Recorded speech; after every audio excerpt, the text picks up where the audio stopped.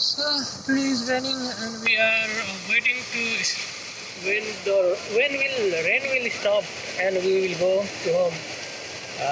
My English is not good, so speaking while speaking I am improving my English language.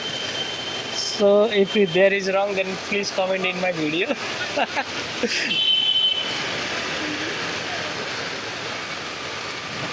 Let it to be. It's a September, no? And now after this rain, the winter will come after 1 month. Yeah, near about 2 months. It's in October.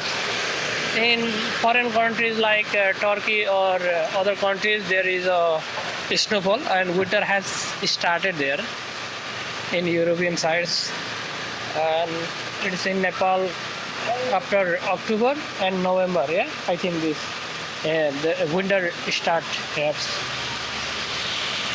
Somebody say something. How you are feeling today?